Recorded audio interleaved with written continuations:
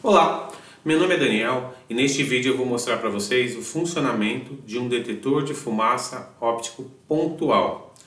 Tá? Que hoje ele é utilizado óptico e que é o conceito hoje que de detetor de fumaça é utilizado. Tínhamos antigamente o detetor iônico, mas esse detector ele já é proibido. Hoje em dia não se utiliza mais esses detectores. Então por isso eu não vou comentar muito sobre esse detector nesse vídeo, que ele também não é utilizado, não é fabricado e não é vendido mais, porque ele tem princípios radioativos e você ainda pode achar isso no mercado, em algum cliente que você tenha, que você conheça, pega um detetor, lá ele está, detector iônico de fumaça. Eles são muito resistentes, são muito bons, mas eles têm a particularidade de ter um princípio radioativo, então ele não é mais utilizado. Tá? Somente hoje o detector óptico é utilizado para detecção de fumaça. Tá? Eu trouxe aqui para vocês, mostrar para vocês, tem um detector aqui, esse é um detector óptico pontual de fumaça, endereçável. Esse aqui tem todas as certificações, o LFM e as certificações europeias todas de funcionamento dele. Ele tem, eu deixei ele aberto aqui para vocês verem, ele tem uma capinha de filtro, tem um filtro aqui. E o funcionamento dele, acho que não dá para ver muito bem aqui, mas ele tem emissores e receptores, que é o que eu vou explicar como funciona esse detector. Normalmente a gente tem muita dúvida sobre como funciona esse detector. Um detector óptico, ele funciona por emissão e recepção de luz. Então eu tenho, dentro desse detector, eu tenho um emissor e um receptor. Eu vou estar emitindo uma luz que vai sair do emissor e vai ser recebida no receptor. Quando eu tenho uma fumaça passando pelo meio desse feixe de luz, ele vai me identificar como fumaça e vai me identificar como fogo. Então como é que eu vou colocar o princípio dele? Vou falar sobre o princípio dele, que é esse daqui que a gente está falando. Todos os detectores ópticos trabalham com um emissor e um receptor dentro de uma cápsula, e eu vou ter sempre em todos os equipamentos, qualquer que seja o fabricante, algum tipo de filtro. Por quê? Porque como eu corto para eu cortar isso aqui e identificar que é fumaça, isso pode ser tanto fumaça como partícula de poeira. Se eu tiver um corte direto aqui, ele também vai me dar defeito, mas não vai me dar fogo. Fogo eu só vou ter quando eu cortar esse ponto aqui por partículas. Ele vai ficando obscuro e ele vai cortando. Por isso que nós temos também que ter cuidado com a nossa manutenção, mesmo no detetor pontual. Né? Em padrões, esses detectores normalmente são importados, né? A gente dificilmente tem poucos fabricantes de detectores aqui. Lá fora tem-se o costume de utilizar um tempo de vida útil de um detetor desse de no máximo 5 anos. Se utiliza esse detetor, 5 anos você vai lá, tira, troca, coloca outro. Aqui nós sabemos que no Brasil não é bem assim as coisas, né? Então a gente tem um detetor que fica para muito mais de 10 anos. Você pode pegar em alguns clientes, você vai estar olhando, você tem detetor quase com 20 anos de uso. Se você tiver uma manutenção, como todo equipamento precisa de uma manutenção preventiva, o detetor também não é diferente. Você vai fazer uma manutenção, fazendo limpeza, vai depender muito de fabricantes, né? Todos os detectores, estou falando aqui num básico de detectores do funcionamento, mas cada fabricante tem o seu tempo de vida útil diferente, tem o seu tipo de manutenção diferente.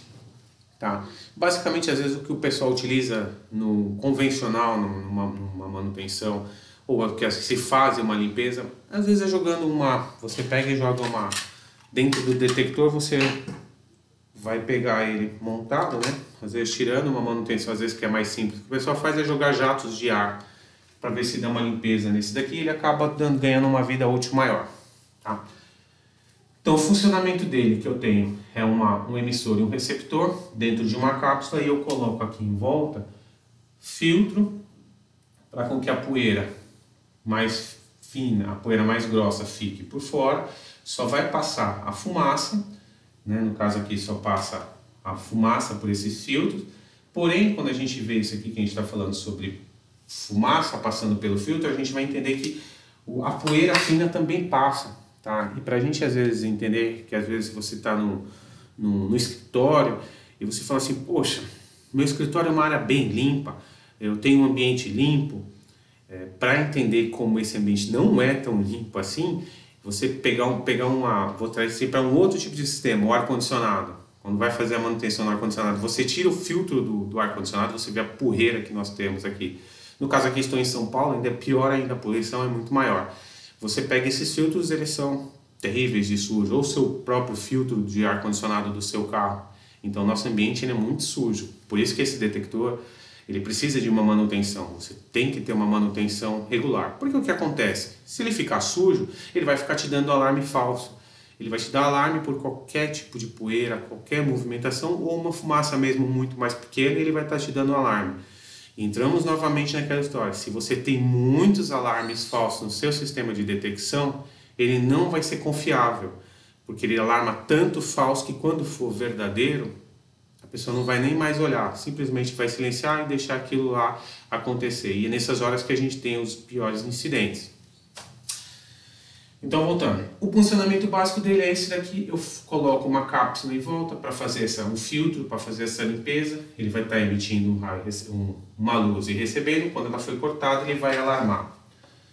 O meu detector, ele é muito utilizado. O detector pontual, esse detector comum aqui, ele é colocado normalmente no teto. Em algumas situações ele pode ser colocado nas paredes, mas isso aí tudo atendendo a norma 17240, novamente é uma norma que trata especificamente sobre sistemas de alarme de incêndio. Ela é bem específica sobre como se deve colocar um detector de fumaça. Bom, o funcionamento, como ele vai estar atuando, a qualidade do detetor, o tempo de resposta, tudo isso vai variar de fabricante para fabricante. Então tem detectores que são melhores, detectores que são mais sensíveis, detectores que pegam muito mais rápido e detectores que têm mais dificuldade de estar pegando.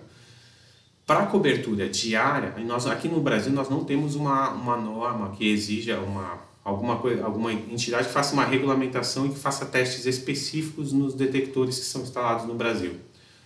Como nós temos na Europa o FM, na Europa, Estados Unidos FM, o L, que fazem testes e eles efetivam realmente o funcionamento dos testes. Aqui no Brasil isso a gente ainda não tem.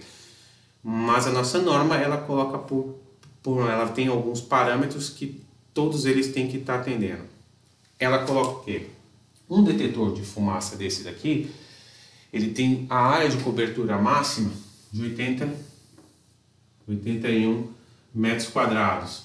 É máxima essa área de 81 metros quadrados. Só que nós temos que levar em consideração que essa área, ela é uma área pensando que eu tenho poucas trocas de ar no ambiente, eu tenho um ambiente que não tem tanta ventilação. É uma área que eu vou estar pensando sempre numa altura padrão, a altura básica que você está tendo. Conforme eu vou aumentando a minha altura nos meus equipamentos, eu vou pegar aqui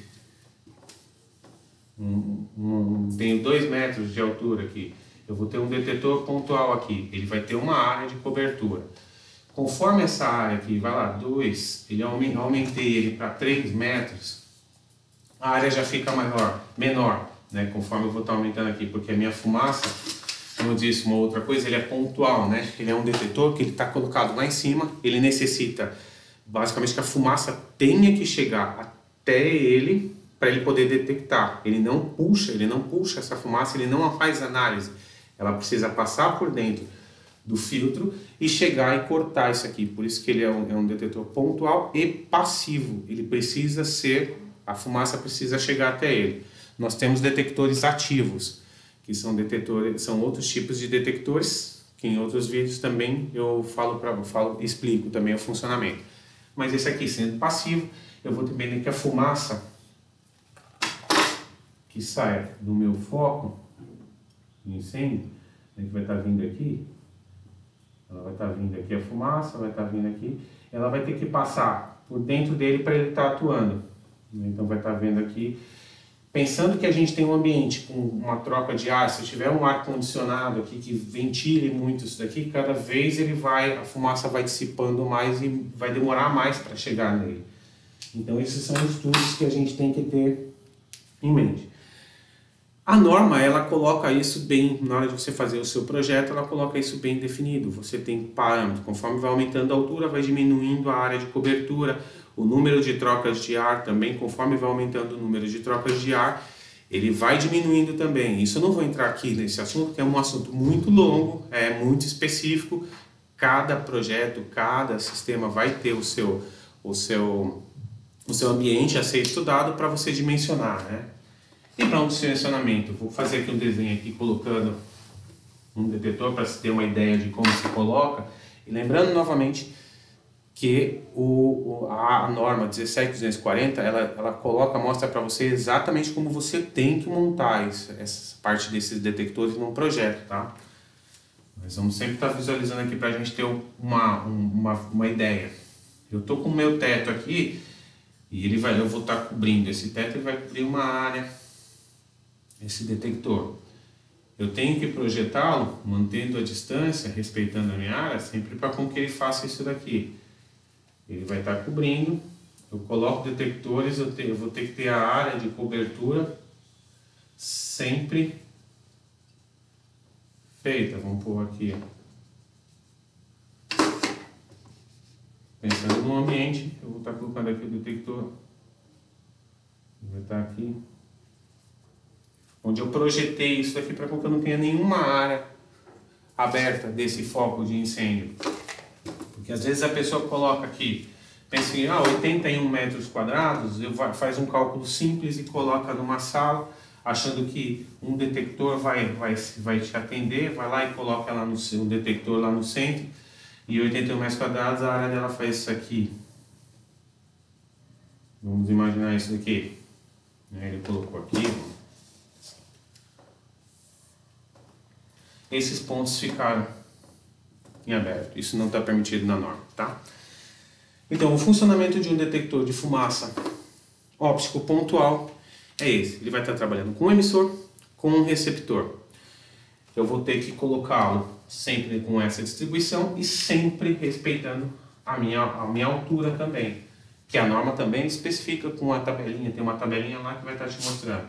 Eu posso, às vezes, quando tem alguma área que seja maior, tá alto, porém eu quero continuar colocando essas linhas de detecção, eu posso fazer algumas estruturas de colocar, imaginando que aqui seja o teto, eu coloco detectores abaixo do teto para conseguir melhorar isso daqui. Se eu tenho, por exemplo, eu tenho uma área que eu tenha prateleiras, eu tenho um galpão, às vezes eu tenho aqueles galpões que eles têm inúmeras prateleiras abertas, eu posso circular por entre elas com escadas, eu tenho escadas, assim, dependendo de muitos projetos, eu posso fazer linhas de detecção para cobrir essa área, tá ok?